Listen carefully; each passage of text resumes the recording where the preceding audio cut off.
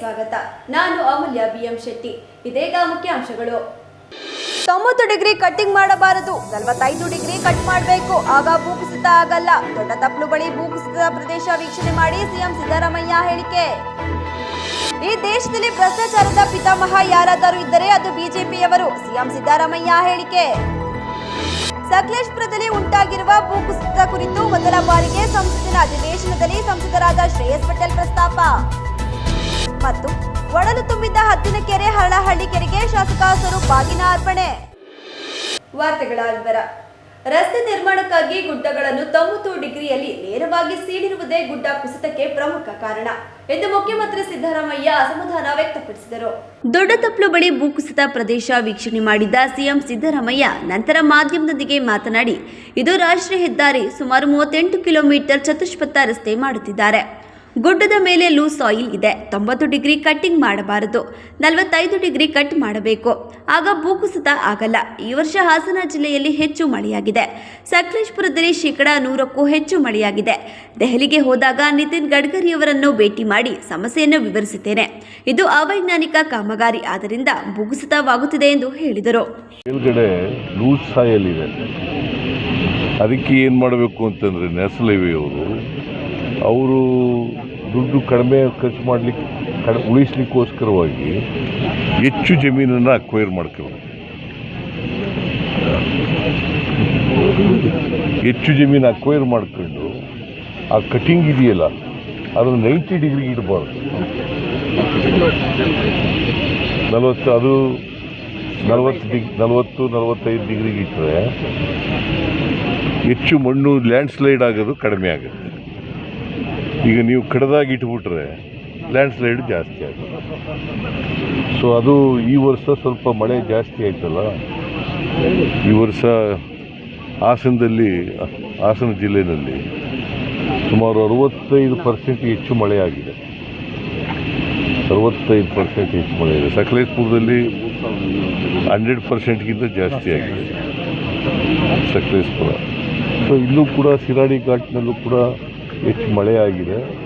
ಹಾಗಾಗಿ land slide ಈ ಸಾರಿ ಜಾಸ್ತಿ ಆಗಿದೆ.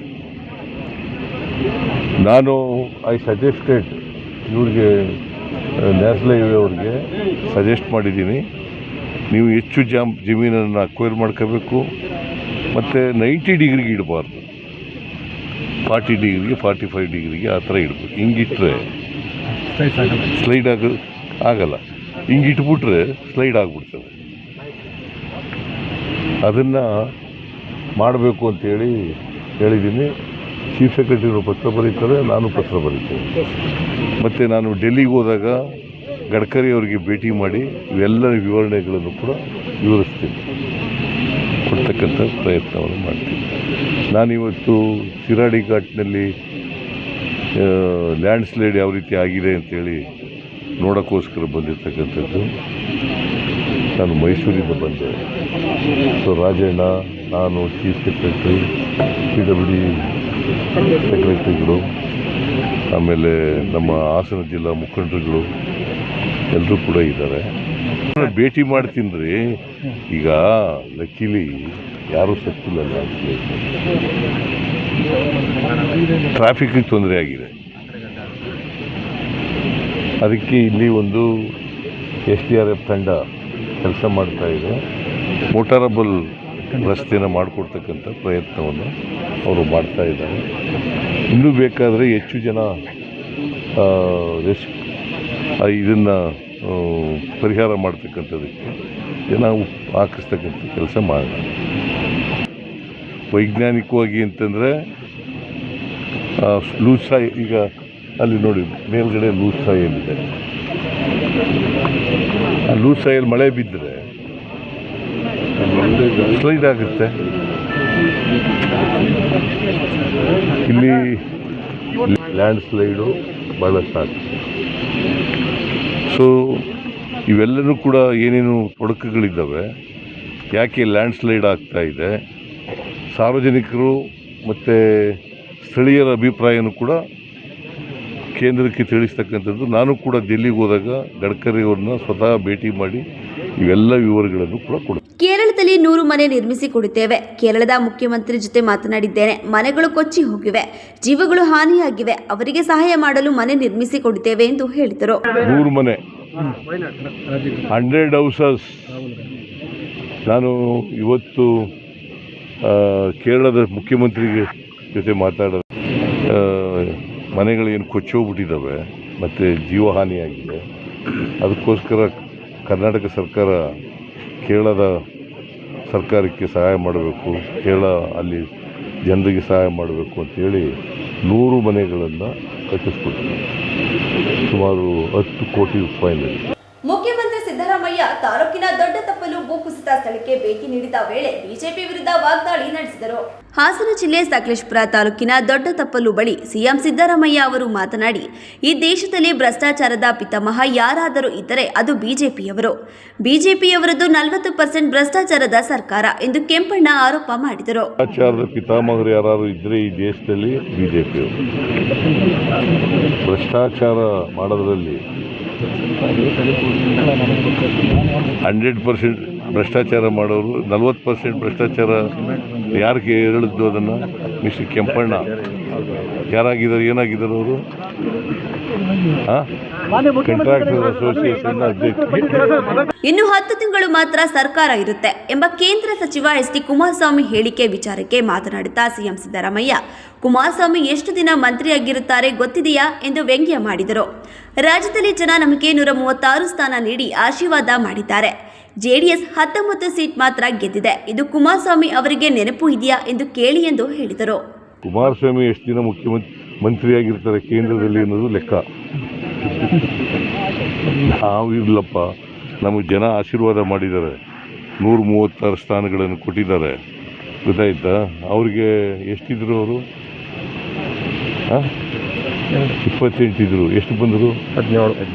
19ಕ್ಕೆ ಬಂದ್ಬಿಟ್ರಲ್ವಾ? ಅವ್ರಿಗೆ ಏನಾದ್ರು ಕುಮಾರಸ್ವಾಮಿಗೆ ಜ್ಞಾಪಕ ಇದೆಯಂತ? ಬಿಜೆಪಿ ಜೆಡಿಎಸ್ ಪಾದಯಾತ್ರೆ ವಿಚಾರಕ್ಕೆ ಸಂಬಂಧಿಸಿದಂತೆ ಮಾತನಾಡಿದ ಕುಮಾರಸ್ವಾಮಿ, ಅಶೋಕ್, ವಿಜಯೇಂದ್ರ ಅವರಿಗೆ ಪಾದಯಾತ್ರೆ ಮಾಡಲು ಹಾಗೂ ನಮ್ಮ ಬಗ್ಗೆ ಮಾತನಾಡಲು ನೈತಿಕತೆ ಇಲ್ಲ. ಅವರ ಕಾಲದ ಎಲ್ಲ ಹಗರಣಗಳನ್ನು ಬಯಲಿಗೆಳಿದ್ದೇವೆ. ಈಗಾಗಲೇ ಸಭೆಗಳನ್ನು ಆರಂಭಿಸಿದ್ದೇವೆ. ರಾಮನಗರ, ಚನ್ನಪಟ್ಟಣದಲ್ಲಿ ಸಭೆ ಮಾಡಿದ್ದೇವೆ. ಆಗಸ್ಟ್ 9ರಂದು ಮೈಸೂರಿನಲ್ಲಿ ಬೃಹತ್ ಸಮಾವೇಶ ಮಾಡುವ ಮೂಲಕ ಅವರ ಕಾಲದ ಎಲ್ಲ ಹಗರಣಗಳನ್ನು ಬಿಚ್ಚಿಡುತ್ತೇವೆ ಎಂದು ಹೇಳಿದರು. ಭ್ರಷ್ಟಾಚಾರದ ಬಗ್ಗೆ ಮಾತಾಡೋಕ್ಕೆ ನೈತಿಕತೆನೇ ಇಲ್ಲ ಅವರಿಗೆ. ಕುಮಾರಸ್ವಾಮಿಗಾಗಲಿ, ವಿಜಯೇಂದ್ರನಿಗಾಗಲಿ, ಅಶೋಕನಿಗಾಗಲಿ ಯಾರಿಗೂ ಕೂಡ ನೈತಿಕತೆ ಇಲ್ಲ. ಅವರ ಹಗರಣಗಳು ಬೇಕಾದಷ್ಟಿದ್ದಾವೆ. ಎಲ್ಲ ಹಗರಣಗಳನ್ನೆಲ್ಲ ಈಗ ಬಯಲು ಮಾಡ್ತಾ ಇದ್ದೀವಿ ನಾವು. ಅವ್ರ ಕಾಲದಲ್ಲಿ ನಡೆದಿದ್ದಂಥ ಎಲ್ಲ ಹಗರಣಗಳನ್ನು ಕೂಡ ನಾವು ಕೂಡ ಸಭೆಗಳನ್ನು ಮಾಡಿ, ನಿನ್ನೆ ಬಿಡದಿನಲ್ಲಿ ಮಾಡಿದ್ದು, ಇವತ್ತು ರಾಮನಗರದಲ್ಲಿ ಸಭೆ ನಡೀತಾ ಇದೆ, ನಾಳೆ ಚನ್ನಪಟ್ಟಣದಲ್ಲಿ, ನಾಳಿದ್ದು ಮಂಡ್ಯದಲ್ಲಿ, ಆಮೇಲೆ ಇದರಲ್ಲಿ ಯಾವುದಾದ್ರು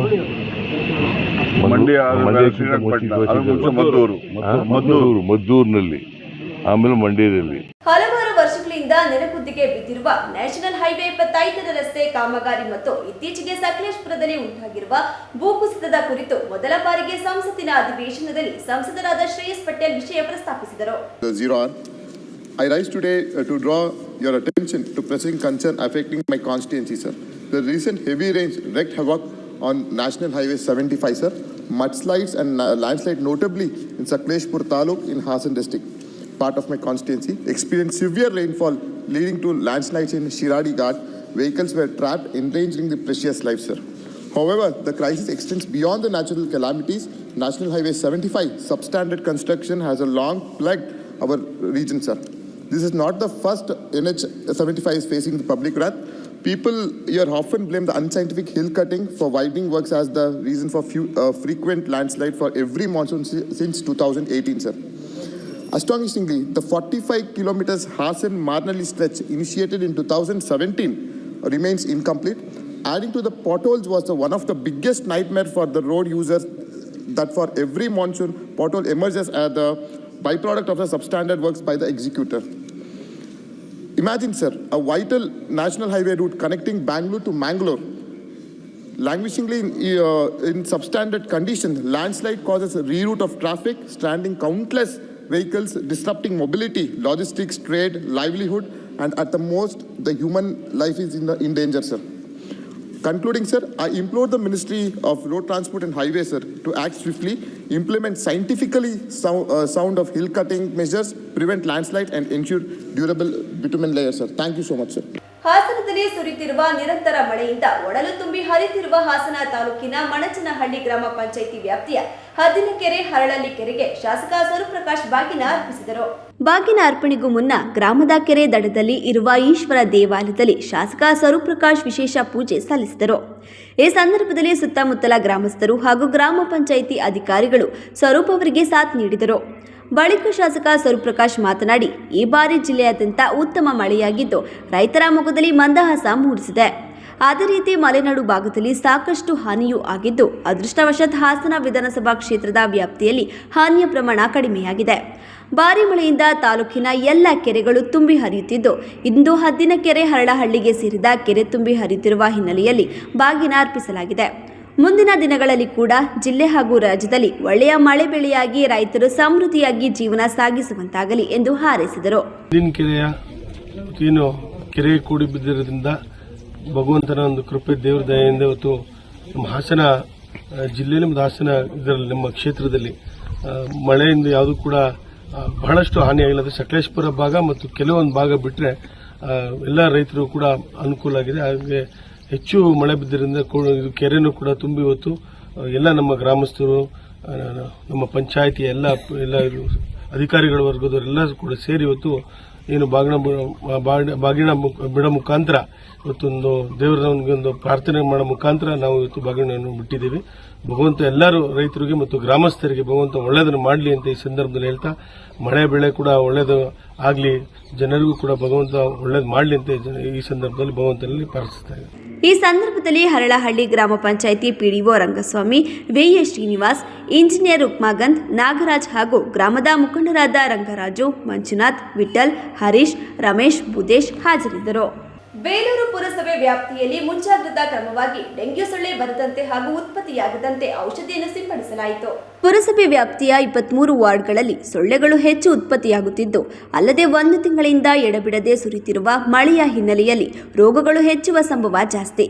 ಅಲ್ಲದೆ ತಾಲೂಕಿನಲ್ಲಿ ಡೆಂಗ್ಯೂ ಜ್ವರ ರೋಗಿಗಳು ಸಂಖ್ಯೆ ಹೆಚ್ಚಿದೆ. ಸರ್ಕಾರಿ ಆಸ್ಪತ್ರೆ ಸಿಬ್ಬಂದಿಗಳು ಪ್ರತಿ ಮನೆಗಳಿಗೆ ಭೇಟಿ ನೀಡಿ ನೀರು ಸಂಗ್ರಹ ಆಗದಂತೆ ಮುಂಜಾಗ್ರತಾ ಕ್ರಮ ಕೈಗೊಳ್ಳಬೇಕೆಂದು ಜಾಗೃತಿ ಮೂಡಿಸುತ್ತಿದ್ದು, ಪುರಸಭೆ ವತಿಯಿಂದ ಪ್ರತಿದಿನಕ್ಕೆ 2 ಬಾರಿ ಸ್ವಚ್ಛತೆ ಕಡೆ ಗಮನ ಹರಿಸುತ್ತಿದ್ದಾರೆ. ಸೊಳ್ಳೆಗಳು ಹರಡಬಾರದು ಮತ್ತು ಉತ್ಪತ್ತಿಯಾಗಬಾರದೆಂದು ಔಷಧಿ ಸಿಂಪಡಿಸುವ ಕಾರ್ಯವನ್ನು ಮಾಡುತ್ತಿದ್ದಾರೆ. ಈ ಸಂದರ್ಭದಲ್ಲಿ ಪುರಸಭೆ ಆರೋಗ್ಯಾಧಿಕಾರಿ ಲೋಹಿತ್, ಪುರಸಭಾ ಸಿಬ್ಬಂದಿಗಳು ಹಾಜರಿದ್ದರು. ಚಳವಳಿಯ ರೂಪದಲ್ಲಿ ಉದ್ಯಮಗೊಂಡು ಸ್ಥಾಪಿತವಾದ ಸಹಕಾರ ಬ್ಯಾಂಕ್ಗಳು ಇಂದು ಬಡವರ, ರೈತರ, ಸಣ್ಣ ಪುಟ್ಟ ವ್ಯಾಪಾರಿಗಳ ಮತ್ತು ಮಧ್ಯಮ ವರ್ಗದ ಜನತೆಯ ಆಶಾ ಕಿರಣವಾಗಿ ಬೇರು ಬಿಟ್ಟಿದೆ ಎಂದು ಕಾರುನೇಷನ್ ಸಹಕಾರ ಸಂಘದ ನೂತನ ಅಧ್ಯಕ್ಷ ಆರ್ ಸುಬ್ರಾವ್ ಅಭಿಪ್ರಾಯ ವ್ಯಕ್ತಪಡಿಸಿದರು. ಹಲವಾರು ದಶಕಗಳಿಂದ ಜನಸಾಮಾನ್ಯರಿಗೆ ಸೇವೆ ಒದಗಿಸುತ್ತಿರುವ ಕಾರುನೇಷನ್ ಸಹಕಾರ ಸಂಘದ ಪದಗ್ರಹಣ, ಅಭಿನಂದನೆ ಮತ್ತು ಅಭಿವಂದನಾ ಕಾರ್ಯಕ್ರಮದಲ್ಲಿ ನೂತನ ಅಧ್ಯಕ್ಷರಾಗಿ ಅಧಿಕಾರ ವಹಿಸಿಕೊಂಡು ಮಾತನಾಡಿದ ಅವರು, ಸಹಕಾರ ಸಂಘ ಮತ್ತು ಸಹಕಾರ ಬ್ಯಾಂಕ್ಗಳು ಚಳುವಳಿ ರೂಪದಲ್ಲಿ ಸ್ಥಾಪಿತವಾಗಿ ರೈತಾಪಿ ವರ್ಗ ಹಾಗೂ ಮಧ್ಯಮ ವರ್ಗದ ಜನತೆ ಆಶಾ ಕಿರಣವಾಗಿ ರೂಪುಗೊಂಡಿತ್ತು. ನಾಗರಿಕರಿಂದ ಷೇರುಗಳ ರೂಪದಲ್ಲಿ ಸದಸ್ಯತ್ವ ನೀಡಿ ಉಳಿತಾಯ ಹಣದಲ್ಲಿ ಸಾಲ ಸೌಲಭ್ಯಗಳನ್ನು ಒದಗಿಸುತ್ತಾ ಹಂತವಾಗಿ ಬ್ಯಾಂಕ್ ರೀತಿಯಲ್ಲೇ ಸಹಕಾರ ಬ್ಯಾಂಕ್ಗಳು ಸಣ್ಣ ಸಣ್ಣ ವ್ಯಾಪಾರಿಗಳಿಗೆ, ರೈತಾಪಿ ವರ್ಗಕ್ಕೆ ಆರ್ಥಿಕ ಬೆಂಬಲ ನೀಡುತ್ತಾ ಬಂದಿದೆ. ಕಾರುನೇಷನ್ ಸಹಕಾರ ಸಂಘದ ನಿಕಟಪೂರ್ವ ಅಧ್ಯಕ್ಷರಾದ ಗಣೇಶ್ ಮೂರ್ತಿ ಅವರು ಸಂಘದ ಏಳಿಗೆಗೆ 25 ವರ್ಷಗಳ ಸುದೀರ್ಘ ಸೇವೆ ಸಲ್ಲಿಸಿ ಕೋಟಿ ರುಗಳಷ್ಟು ವಹಿವಾಟು ನಡೆಸಿ ಸಂಘಕ್ಕೆ ಉತ್ತಮವಾದ ಬುನಾದಿ ಹಾಕಿಕೊಟ್ಟಿದ್ದಾರೆ. ಇವರ ಶ್ರಮದ ಫಲವನ್ನು ವ್ಯರ್ಥ ಮಾಡದೆ ಮುಂದಿನ ದಿನಗಳಲ್ಲಿ ಸಂಘವನ್ನು ಮತ್ತಷ್ಟು ಆದಾಯ ಪೂರಕವಾಗಿ ಮುನ್ನಡೆಸಲು ಸಂಘದ ನಿರ್ದೇಶಕರುಗಳ ಜೊತೆಗೆ ಪ್ರಾಮಾಣಿಕವಾಗಿ ಪ್ರಯತ್ನಿಸುವುದಾಗಿ ತಿಳಿಸಿದರು. ಗದಗ ಜಿಲ್ಲೆಯಲ್ಲಿ ಒಂದು ಸಹಕಾರ ಸಂಘ ಆರಂಭ ಆಗಿದೆ. ಆ ನಂತರದಲ್ಲಿ ಎಲ್ಲ ಕಡೆ ಒಂದು ಚಳವಳಿಯ ರೂಪದಲ್ಲಿ ಈ ಸಹಕಾರ ಸಂಘಗಳು ಬರ್ತದೆ. ಸಹಕಾರ ಸಂಘ ಅಂದರೆ ಯಾವುದೋ ಒಂದಷ್ಟು ಜನ ಸೇರಿಕೊಂಡು ಒಂದು ಸಂಘ ಮಾಡಿಕೊಂಡು ಒಂದಿಷ್ಟು ಹಣಕಾಸು ಅಥವಾ ಒಂದಷ್ಟು ವ್ಯವಹಾರಗಳನ್ನು ಮಾಡೋದು ಅಂತ ಆಗಲ್ಲ. ಇದೊಂದು ಚಳವಳಿ. ಈ ಚಳವಳಿಯ ರೂಪದಲ್ಲಿ ಆರಂಭ ಆದಂತಹ ಸಹಕಾರ ಸಂಘಗಳು ಇವತ್ತು ಸತೀಶ್ ಅವರು ಹೇಳಿದ್ದಾರೆ, ರೈತರ ಪರವಾಗಿ ಸಣ್ಣ ಪುಟ್ಟ ಮಧ್ಯಮ ವರ್ಗದ ಜನರ ಒಂದು ಆಶಾ ಕಿರಣವಾಗಿ ಇವತ್ತು ಕೆಲಸ ಮಾಡ್ತಾ ಇದೆ. ಇಂತಹ ಒಂದು ಸಂದರ್ಭದಲ್ಲಿ ನನಗೂ ಕೂಡ ಸಹಜವಾಗಿ ಈ ಕ್ಷೇತ್ರದಲ್ಲಿ ಕೆಲಸ ಮಾಡತಕ್ಕಂತಹ ಒಂದು ಸಂದರ್ಭ ಒದಗುವುದು. ಆ ಸಾಂದರ್ಭಿಕವಾಗಿ ಸಹಕಾರ ಕ್ಷೇತ್ರ ಏನು ಅಂತ ಹೊರಟಾಗ ಕಾರ್ಪೊರೇಷನ್ ಸಹಕಾರ ಸಂಘದಲ್ಲಿ ಒಂದು ಅವಕಾಶ ಆಯ್ತು, ಮುಂದಿನ ದಿನಗಳು ಅದಕ್ಕೆ ಒಂದು ಕಹಿ ಘಟನೆಯ ಮೂಲಕ ಆರಂಭ ಆಗಿದ್ದು, ನಾನು ಅದರೊಳಗೆ ಪ್ರವೇಶ ಆಗುವಂತ ಸಂದರ್ಭ. ಅದನ್ನ ಗಣೇಶ್ ಮೂರ್ತಿಗಳು ಸಮರ್ಥವಾಗಿ ನಿರ್ವಹಿಸಿ ಅದನ್ನ ಯಶಸ್ವಿಯಾಗಿ ಯಾವ ಕಪ್ಪು ಚುಕ್ಕೆಯನ್ನು ಉಳಿದಾಗಲೇ ಒಬ್ಬ ಷೇರುದಾರರಿಗೂ ಒಬ್ಬ ಠೇವಣಿದಾರರಿಗೂ ಕೂಡ ಒಂದು ಕಿಂಚಿತ್ತೂ ಕೂಡ ಲೋಪ ಆಗದಂತೆ ಅದನ್ನ ನಿರ್ವಹಿಸಿತು. ಹಾಗಾಗಿ ಅದನ್ನ ಆ ಒಂದು ಯಶಸ್ಸಿನ ಅವರಿಗೆ ಸೇರಬಹುದು. ಆ ನಂತರದಲ್ಲಿ ಈ ಒಂದು ಸಹಕಾರ ಸಂಘದಲ್ಲಿ ಕಳೆದ 5 ವರ್ಷಗಳ ನಾನು ಕೂಡ ನಿರ್ದೇಶಕನಾಗಿ ಕೆಲಸ ಮಾಡಿದ್ದೀನಿ. ಗಣೇಶ್ ವಾಸ್ತವದಲ್ಲಿ ನಾವು ಗಣೇಶ್ ಮೂರ್ತಿಗಳ ವಿಷಯವನ್ನ ತಿಳಿಯಲಿಕ್ಕೆ ಅವಕಾಶ ಆಗಿಲ್ಲ. ಆದರೆ ಅವರ ಮಾರ್ಗದರ್ಶನದಲ್ಲಿ ನಾವು ಕೆಲಸ ಮಾಡ್ತೀವಿ ಎನ್ನುವಂತಹ ಭರವಸೆಯನ್ನು ನಾನು ಕೂಡ ಹೊಂದಿದ್ದೀನಿ. ಆ ವಿಶ್ವಾಸ, ಆತ್ಮವಿಶ್ವಾಸ ನನಗಿದೆ. ಹಲವಾರು ಸಂಘ ಸಂಸ್ಥೆಗಳಲ್ಲಿ ಕೆಲಸ ಮಾಡಿರುವಂಥದ್ದು ಎಲ್ಲವನ್ನೂ ಕೂಡ ಕ್ರೋಢೀಕರಿಸಿಕೊಂಡು ಈ ಸಹಕಾರ ಸಂಘದಲ್ಲಿ ಕೆಲಸ ಮಾಡಬೇಕು. ಈ ಒಂದು ಸಂದರ್ಭದಲ್ಲಿ ನನ್ನ ಎಲ್ಲ ನಿರ್ದೇಶಕರ ಪಾತ್ರ ದೊಡ್ಡದಿದೆ. ಸಂಘಕ್ಕೆ ಒಂದಷ್ಟು ಚಿನ್ನ ಬೆಳ್ಳಿಯನ್ನು ತಂದು ಇಡೋದು, ಚಿನ್ನವನ್ನು ಇಡೋದು, ಆ ಚಿನ್ನದಲ್ಲಿ ಬಡ್ಡಿಯನ್ನು ತೆಗೆದುಕೊಳ್ತಾ ಇದ್ವಿ. ನಾವು ಲಾಭಾಂಶವನ್ನು ತೋರಿಸ್ತಾ ಬರ್ತಾ ಇದ್ವಿ, ಲಾಭವನ್ನು ತೋರಿಸ್ತಾ ಇದ್ವಿ. ಇಷ್ಟೇ ಸಹಕಾರ ಸಂಘ ಆಗತ್ತ ಅಲ್ಲ, ವ್ಯಾಪಾರಗಳು ತುಂಬ ನಡೀತಾ ಇದೆ. ವ್ಯಾಪಾರ ಸಾಲಗಳನ್ನು ಕೊಡ್ತೇವೆ, ಇಷ್ಟಕ್ಕೆ ಸೀಮಿತ ಆಗುವುದಿಲ್ಲ. ಇದು ಇನ್ನೂ ಕಾರ್ಯಕ್ಷೇತ್ರ ದೊಡ್ಡದಾಗಿದೆ. ಆ ದೊಡ್ಡದಾಗಬೇಕಾದ್ರೆ ಎಲ್ಲ ನಿರ್ದೇಶಕರ ಸಹಕಾರ ಬೇಕು. ಜೊತೆಗೆ ಶ್ರೀಯುತ ಗಣೇಶ್ ಮೂರ್ತಿ ಅವರಂತಹ ಅನುಭವಿಗಳ ಒಂದು ಮಾರ್ಗದರ್ಶನ ಕೂಡ ಬೇಕಾಗುತ್ತೆ. ಅವರ ಮಾರ್ಗದರ್ಶನವನ್ನ ಹಾಗೆ ಸತೀಶ್ ಅವರು ಈಗಾಗಲೇ ಹೇಳಿದ್ರು, ನಮ್ಮ ಬ್ಯಾಂಕ್ ಕಡೆಯಿಂದ ಏನು ಅಗತ್ಯ ಇದೆ, ಬ್ಯಾಂಕ್ ಒಂದೇ ಅಲ್ಲ, ಸತೀಶ್ ಅವರಿರ್ತಕ್ಕಂತಹ ಅನುಭವದಲ್ಲಿ ಅವರ ಇನ್ಫ್ಲೂಯೆನ್ಸ್ ಎಲ್ಲವನ್ನು ಕೂಡ ಬಳಸಿಕೊಂಡು ಈ ಸಹಕಾರ ಕ್ಷೇತ್ರದಲ್ಲಿ ಈ ಒಂದು 112 ವರ್ಷಗಳ ಏನು ಸಂಘ ಇದೆ, ಈ ಸಹಕಾರ ಸಂಘವನ್ನು ಇನ್ನೂ ಉನ್ನತ ಮಟ್ಟಕ್ಕೆ ತೆಗೆದುಕೊಂಡು ಹೋಗುವಂತಹ ನಿಟ್ಟಿನಲ್ಲಿ ಸತೀಶ್ ಅವರ ಸಹಕಾರ ತುಂಬಾ ಅವಶ್ಯವಾಗಿದೆ ಎನ್ನುವ ಮಾತನ್ನು ಈ ಸಂದರ್ಭದಲ್ಲಿ ಹೇಳ್ತಾ, ಕಾರ್ಯಕ್ರಮದಲ್ಲಿ ನಿಕಟಪೂರ್ವ ಅಧ್ಯಕ್ಷ ಗಣೇಶ್ ಮೂರ್ತಿ, ಹಾಸನ ಜಿಲ್ಲಾ ಸಹಕಾರ ಕೇಂದ್ರ ಬ್ಯಾಂಕ್ ನಿರ್ದೇಶಕ ಹೊನ್ನಾವಳ್ಳಿ ಸತೀಶ್, ಉಪಾಧ್ಯಕ್ಷ PS ಪ್ರಸಾದ್, ನಿರ್ದೇಶಕರಾದ ರಮೇಶ್, ಜಗದೀಶ್, ವೆಂಕಟೇಶ್ ಮೂರ್ತಿ, ಜಿ ರಮೇಶ್, AN ಕುಮಾರ್, ಶ್ರೀಮತಿ ಉಮಾ ಕಮಲಮ್ಮ, ಸವಿತಾ, ಚಂದ್ರಕಲಾ ಹಾಜರಿದ್ದರು. ಇದೀಗ ಜಾಹೀರಾತು. Bhima Shubha Varamahalakshmi Festival from 2nd to 18th August. On silver, save up to rupees 2,500 per kg and get an additional cashback of rupees 2,500 per kg. On diamond, get flat rupees 7,000 off per carat plus 1 gram free gold coin with every carat. You can also get up to 10% off on gold rate. So what are you waiting for? Available at all Bhima Jewelers showrooms. TNC apply. Day home furniture and interior, ಹಾಸನದ ಅತಿ ದೊಡ್ಡ furniture showroom. ನಿಮ್ಮ ಕನಸಿನ ಮನೆಯ ಅಂದವನ್ನ ಹೆಚ್ಚಿಸಲು ಹಾಗೂ ಆರಾಮದಾಯಕ ಪೀಠೋಪಕರಣಗಳು ಉತ್ಕೃಷ್ಟ ಗುಣಮಟ್ಟದಲ್ಲಿ ಲಭ್ಯ. ವಿವಿಧ ವಿನ್ಯಾಸದ ಡೈನಿಂಗ್ ಟೇಬಲ್ಗಳು, ಮ್ಯಾಟ್ರೆಸ್ಗಳು, corner sofa, recliner sofa, wooden sofa, ಹಲವು ಮಾದರಿಯ ಕಾಟ್ಗಳು, ವಾರ್ಡ್ರೋಬ್ಗಳು, ಡ್ರೆಸ್ಸಿಂಗ್ ಟೇಬಲ್ಗಳು, ಇನ್ನು ಹಲವಾರು ವೆರೈಟಿಯ ಫರ್ನಿಚರ್ಗಳು ದೊರೆಯುತ್ತವೆ. ಭೇಟಿ ಕೊಡಿ day home furniture and interior, opposite district stadium, Salagame road, Hassan. Phone numbers 8156989111, 9562955026 ಮತ್ತು 9633152552.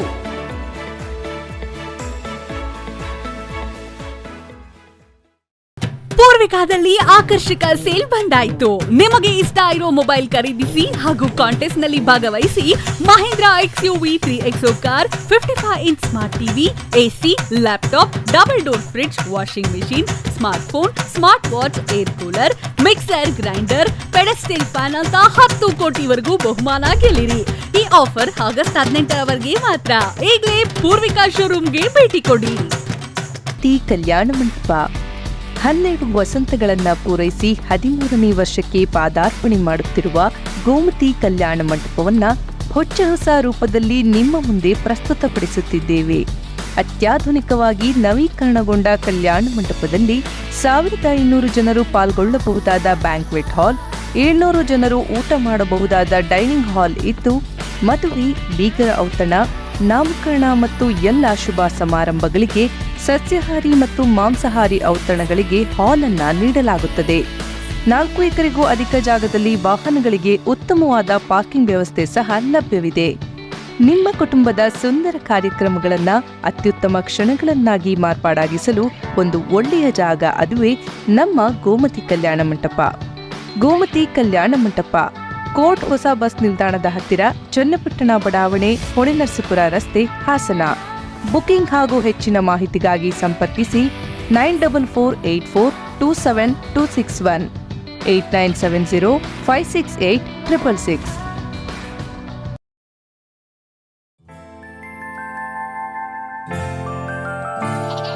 ನಗುವಿರಲಿ ಮನೆಯಲ್ಲಿ, ಮಗುವಿರಲಿ ಮಡಿಲಲ್ಲಿ, ತುಂಬಿರಲಿ ಸಂತಸ ಎಲ್ಲೆಲ್ಲೂ, ಹರಡುತ್ತಿರಿ ಸಂತಸ ಮನ ಮನೆಯಲ್ಲಿ ಸಂತಸ. ನಗುವಿರಲಿ ಮನೆಯಲ್ಲಿ, ಮಗುವಿರಲಿ ಮಡಿಲಲ್ಲಿ, ತುಂಬಿರಲಿ ಸಂತಸ ಎಲ್ಲೆಲ್ಲೂ ಸಂತಸ. ಸಂತಸ IVF ಮತ್ತು ಎಂಟು ಸರ್ಜರಿ ಸೆಂಟರ್, ಹಾಸನ ಮತ್ತು ಮೈಸೂರು.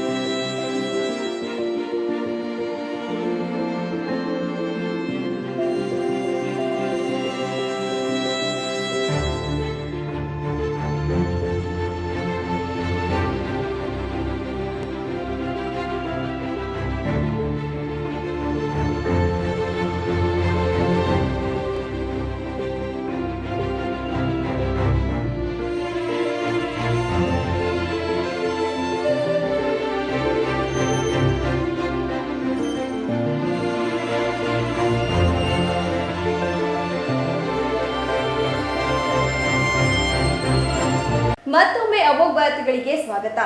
ಪೋಷಕರು ಮಕ್ಕಳನ್ನು ಸರ್ಕಾರಿ ಶಾಲೆಗೆ ಸೇರಿಸುತ್ತೇವೆ ಎಂಬ ಮನಸ್ಥಿತಿ ನಿರ್ಮಿಸುವಲ್ಲಿ ಸರ್ಕಾರಿ ಶಾಲೆಯ ಶಿಕ್ಷಕರ ಪಾತ್ರ ಬಹುಮುಖ್ಯವಾಗಿದೆ ಎಂದು ಶಿಕ್ಷಣ ಇಲಾಖೆ ಜಿಲ್ಲಾ ನಿರ್ದೇಶಕ HK ಪಾಂಡು ತಿಳಿಸಿದರು.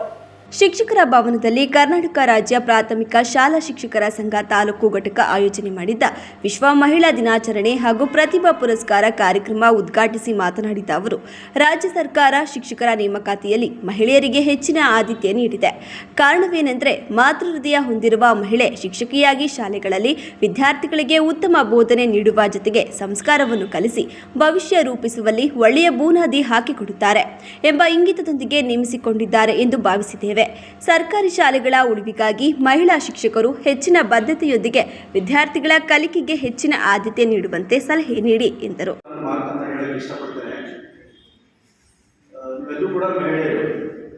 ಇಲಾಖೆ ಯಾವುದೋ ಒಂದು ಉದ್ದೇಶ ಹಿನ್ನೆಲೆ ಇಟ್ಕೊಂಡು ಮಹಿಳೆಯರಿಗೆ ಹೆಚ್ಚು ನೇಮಕಾತಿ ಮಾಡುವಂಥ ಅವಕಾಶವನ್ನು ಕೊಡ್ತು.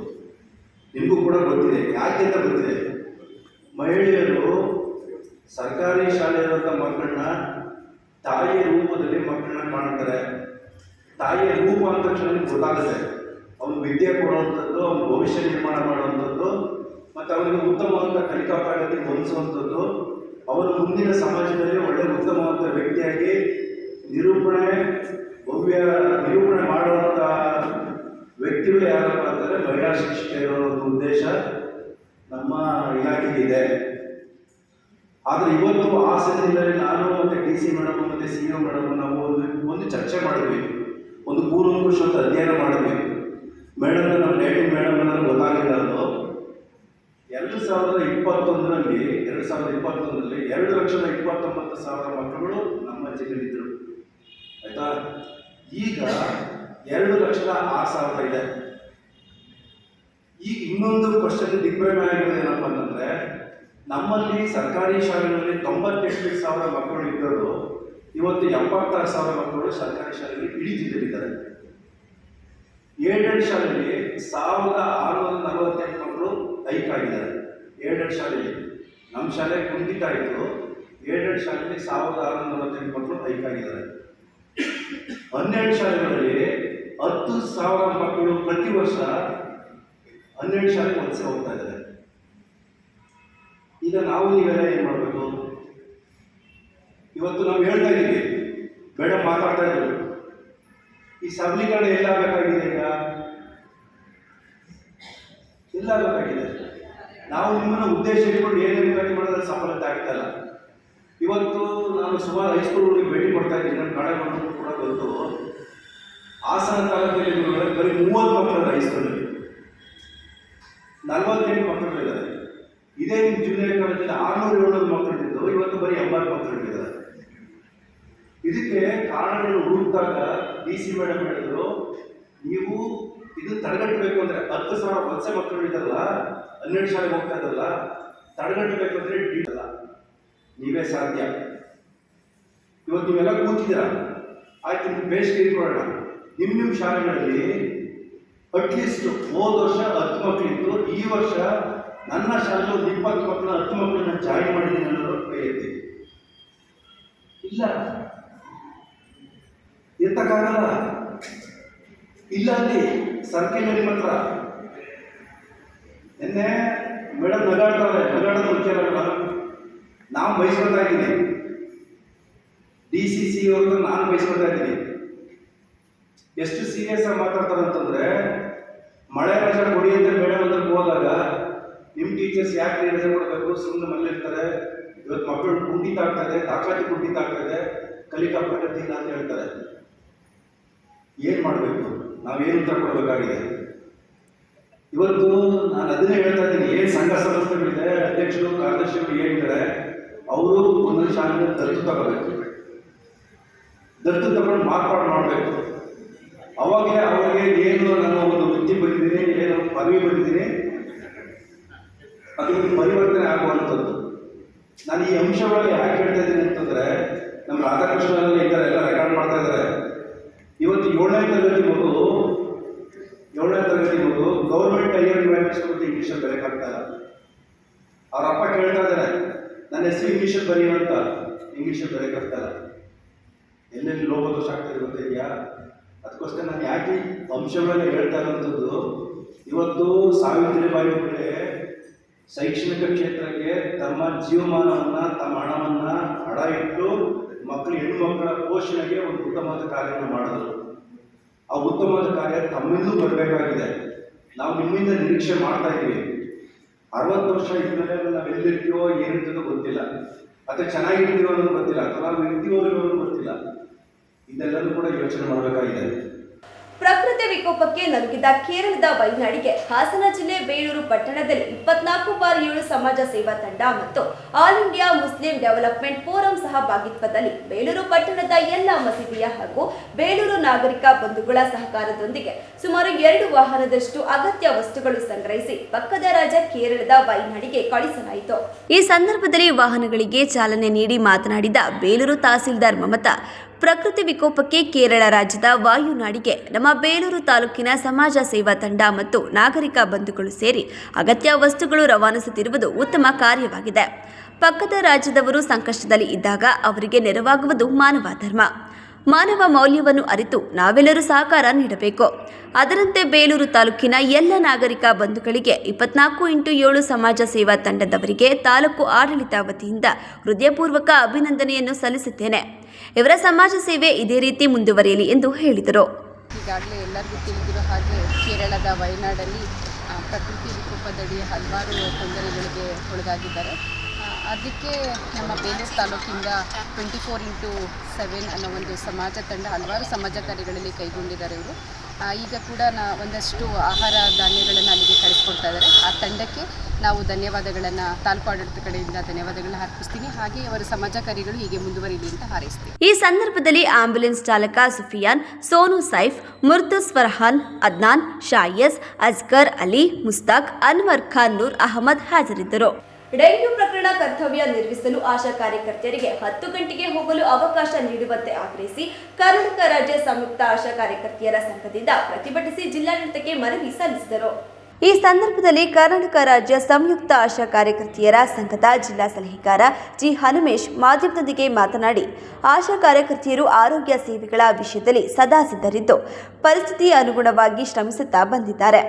ಈ ಹಿಂದೆ ಕೊರೋನಾ ಸಾಂಕ್ರಾಮಿಕದ ಸಂದರ್ಭದಲ್ಲಿ ಜೀವದ ಹಂಗು ತೊರೆದು ಕೋವಿಡ್ ವಾರಿಯರ್ಸ್ಗಳಾಗಿ ದುಡಿದಿದ್ದೇವೆ. ಇಲಾಖೆ ಮತ್ತು ಜನರ ಮೆಚ್ಚುಗೆಗೆ ಪಾತ್ರರಾಗಿದ್ದೇವೆ.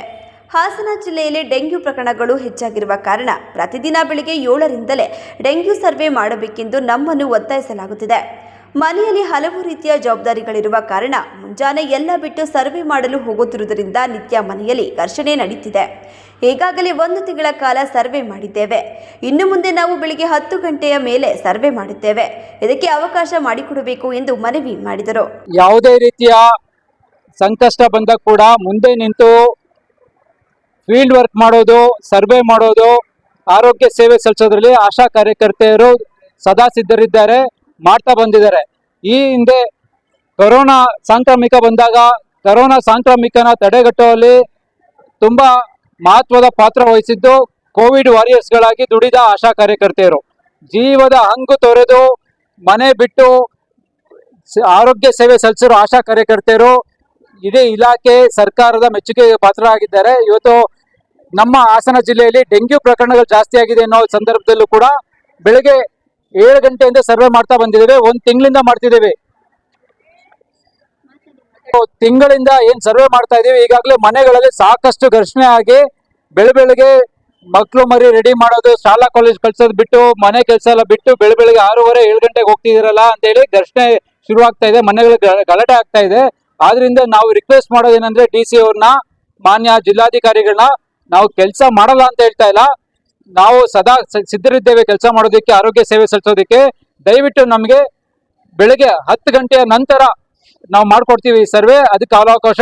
ಪ್ರತಿಭಟನೆಯಲ್ಲಿ ಕರ್ನಾಟಕ ರಾಜ್ಯ ಸಂಯುಕ್ತ ಆಶಾ ಕಾರ್ಯಕರ್ತೆಯರ ಸಂಘದ ಜಿಲ್ಲಾಧ್ಯಕ್ಷೆ ಮಮತಾ, ಜಿಲ್ಲಾ ಕಾರ್ಯದರ್ಶಿ ಪುಷ್ಪಲತಾ, ತಾರಾ, ಕೆಸಿ ರಮ್ಯಾ, ಆಲೂರಿನ ಶಿವಮ್ಮ, ಸಾಯಿರಾ ಬಾನು, ಗೌರಮ್ಮ, ನಯನ, ಪುಷ್ಪ ಹಾಜರಿದ್ದರು. ರಾಜ್ಯಪಾಲರು ಮುಖ್ಯಮಂತ್ರಿಗಳಿಗೆ ನೋಟಿಸ್ ನೀಡಿರುವುದು ಸರಿಯಿಲ್ಲ, ಕೂಡಲೇ ನೋಟಿಸ್ ಹಿಂಪಡೆಯಬೇಕು ಎಂದು ಆಗ್ರಹಿಸಿ ಆಗಸ್ಟ್ 5ರಂದು ನಗರದಲ್ಲಿ ಕಾಂಗ್ರೆಸ್ ಕಾರ್ಯಕರ್ತೆಯರು ಪ್ರತಿಭಟನೆ ಮಾಡುವುದಾಗಿ ಜಿಲ್ಲಾ ಕಾಂಗ್ರೆಸ್ ಅಧ್ಯಕ್ಷ EH ಲಕ್ಷ್ಮಣ್ ತಿಳಿಸಿದರು. ಪತ್ರಿಕಾಗೋಷ್ಠಿಯಲ್ಲಿ ಮಾತನಾಡಿದ ಅವರು, ಮೂಡಾ ಪ್ರಕರಣ ತನಿಖಾ ಹಂತದಲ್ಲಿ ತನಿಖಾಧಿಕಾರಿಗಳ ನೇಮ ಮಾಡಲಾಗಿದ್ದು, ವರದಿ ಬರುವ ಮೊದಲೇ ಖಾಸಗಿ ವ್ಯಕ್ತಿಗಳ ದೂರು ಆಧರಿಸಿ ನೀಡಿರುವ ನೋಟಿಸ್ ಯಾವುದೋ ಒತ್ತಡಕ್ಕೆ ಮಣಿದು ನೀಡಿರುವ ನೋಟಿಸ್ ನೀಡಿದ್ದಾರೆ. ಮುಖ್ಯಮಂತ್ರಿಗಳಿಗೆ ನೀಡಿರುವ ನೋಟಿಸ್ ಕೂಡಲೇ ವಾಪಸ್ ಪಡೆಯಬೇಕೆಂಬ ಬೇಡಿಕೆಯನ್ನಿಟ್ಟುಕೊಂಡು ಆಗಸ್ಟ್ 5ರ ಸೋಮವಾರದಂದು ಬೆಳಗ್ಗೆ 10 ಗಂಟೆಗೆ ನಗರದ ಜಿಲ್ಲಾ ಕಾಂಗ್ರೆಸ್ ಕಚೇರಿಯಿಂದ DC ಕಚೇರಿಯವರೆಗೂ ಪ್ರತಿಭಟನೆ ನಡೆಸಿ ಜಿಲ್ಲಾಡಳಿತಕ್ಕೆ ಮನವಿ ಸಲ್ಲಿಸಲಾಗುವುದು. ರಾಜ್ಯಪಾಲರು ಕೇಂದ್ರ ಸರ್ಕಾರದ ಕೈಗೊಂಬೆಯಂತೆ ವರ್ತಿಸುತ್ತಿದ್ದು, ಮುಖ್ಯಮಂತ್ರಿ ಸಿದ್ದರಾಮಯ್ಯ ಅವರಿಗೆ ನೋಟಿಸ್ ನೀಡಿರುವ ಕ್ರಮ ಸರಿಯಿಲ್ಲ ಎಂದು ಹೇಳಿದರು. ಕನವೆತ್ತ ರಾಜ್ಯಪಾಲರು ಶೋಕಾಸ್ ನೋಟಿಸ್ ಕೊಟ್ಟಿದ್ದಾರೆ. ಅದು ಶೋಕಾಸ್ ನೋಟಿಸ್ನ ಕೊಡುವಂಥ ಸಂದರ್ಭವೂ ಕೂಡ ಅಲ್ಲ. ಯಾಕೆಂತಂದರೆ ಈಗಾಗಲೇ ನಮ್ಮ ಸರ್ಕಾರ ಆ ವಿಚಾರವಾಗಿ ಇದನ್ನು ತನಿಖಾಧಿಕಾರಿಗಳನ್ನ ನೇಮಕ ಮಾಡಿದೆ. ತನಿಖಾಧಿಕಾರಿಗಳಿಂದ ವರದಿ ಬಂದ ನಂತರ ಆ ವರದಿಯನ್ನು ನೋಡಿ ಇವರಿಗೆ ಸಮರ್ಪಕವಾಗಿಲ್ಲ ಅಂತಂದರೆ ಬೇಕಾದ್ರೆ ಮಾಡ್ಬೋದಾಗಿತ್ತು, ನೋಟಿಸ್ ಕೊಡ್ಬೋದಾಯಿತು, ಇವರು ಬೇರೆ ಏಜೆನ್ಸಿನ ಮಾಡ್ಬೋದಾಯಿತು, ಇವ್ರಿಗೆ ಅಧಿಕಾರ ಇತ್ತು ಸಾಂವಿಧಾನಿಕ ಹುದ್ದೆಯಲ್ಲಿರೋರು. ಆದರೆ ಒಂದು ಚುನಾಯಿತ ಒಂದು ಸರ್ಕಾರವನ್ನು ಯಾವುದೋ ಒಂದು ಇಕ್ಕಟ್ಟಿ ಸಿಗಿಸ್ಬೇಕು, ಒಬ್ಬರು ತೇಜೋವಧೆ ಮಾಡಬೇಕು ಅಂತ ಇವರ ಸಂವಿಧಾನದ ಚೌಕಟ್ಟಿನಲ್ಲಿ ಮಾಡ್ದೇನೆ ಪಕ್ಷದ ಈಗ BJPಯವ್ರನ್ನ ಕೇಂದ್ರ ಸರ್ಕಾರದವರ ಕೈಗೊಂಬೆಯಾಗಿ ಅದನ್ನು ಅವರಿಗೆ ಪ್ರದರ್ಶನ ಮಾಡಬೇಕು ಅನ್ನೋ ಉದ್ದೇಶದಿಂದಲೋ ಇನ್ನೊಂದು ಉದ್ದೇಶದಿಂದಲೋ ಯಾರೋ ಒಬ್ಬ ಖಾಸಗಿ ವ್ಯಕ್ತಿಗಳು ಕೊಟ್ಟಂಥ ದೂರಿನ ಮೇಲೆ ಇವತ್ತು ರಾಜ್ಯದ ಮುಖ್ಯಮಂತ್ರಿಗಳಿಗೆ ತೇಜೋವಧೆ ಆಗುವ ರೀತಿಯಲ್ಲಿ ಆಗಲಿ ಅಂತೇಳಿ ನೋಟಿಸ್ ಕೊಟ್ಟು ಮಾಡ್ತಾರೆ.